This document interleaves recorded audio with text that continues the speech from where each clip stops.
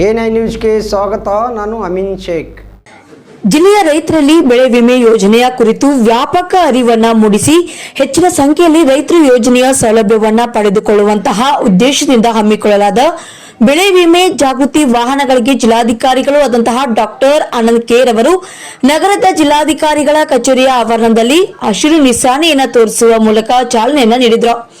ಅರಂತಿ ನಗರದ ಜಿಲ್ಲಾಧಿಕಾರಿಗಳ ಕಚೇರಿಯ ಆವರಣದಲ್ಲಿ ಜಿಲ್ಲಾದ್ಯಂತ ವ್ಯಾಪಕ ಜಾಗೃತಿ ಮೂಡಿಸುವ ಸಂಚಾರಿ ವಾಹನಗಳಿಗೆ ಚಾಲನೆ ನೀಡಿ ಅವರು ಮಾತನಾಡಿದರು.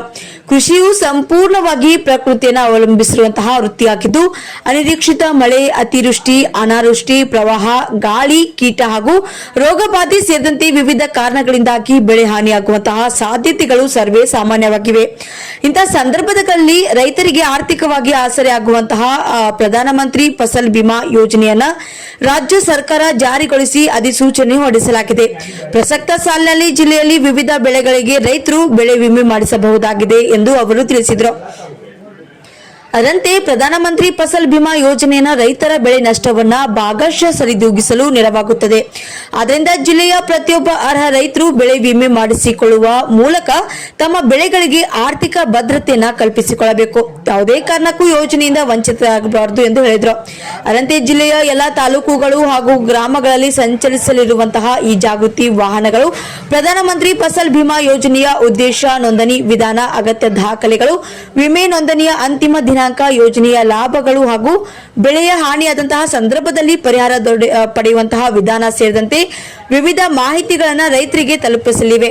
ರೈತರು ಈ ಮಾಹಿತಿಯನ್ನು ತಿಳಿದುಕೊಂಡು ನಿಗದಿತ ಅವಧಿಯೊಳಗೆ ಬೆಳೆ ವಿಮೆಯನ್ನ ಮಾಡಿಸಿಕೊಳ್ಳಬೇಕು ಎಂದು ಹೇಳಿದರು. ಅದರಂತೆ ರೈತ ಸಂಪರ್ಕ ಕೇಂದ್ರಗಳು, ಗ್ರಾಮ ಪಂಚಾಯಿತಿಗಳು, ಬ್ಯಾಂಕ್ಗಳು ಹಾಗೂ ಸಾಮಾನ್ಯ ಸೇವಾ ಕೇಂದ್ರಗಳ ಮೂಲಕವೂ ಪ್ರಧಾನಮಂತ್ರಿ ಫಸಲ್ ಬಿಮಾ ಯೋಜನೆಯ ನೋಂದಣಿ ಮಾಡಿಸಿಕೊಳ್ಳಬಹುದಾಗಿದೆ.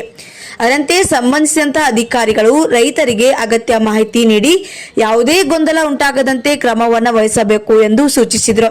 ಜಿಲ್ಲೆಯ ಎಲ್ಲಾ ರೈತರು ಸರ್ಕಾರದ ಮಹತ್ವಾಕಾಂಕ್ಷಿ ಬೆಳೆ ವಿಮೆ ಯೋಜನೆಯ ಸೌಲಭ್ಯವನ್ನು ಪಡೆದುಕೊಂಡು ತಮ್ಮ ಕೃಷಿ ಚಟುವಟಿಕೆಗಳಿಗೆ ಆರ್ಥಿಕ ಭದ್ರತೆಯನ್ನು ಕಲ್ಪಿಸಿಕೊಳ್ಳುವಂತೆ ಹೇಳಿದರು.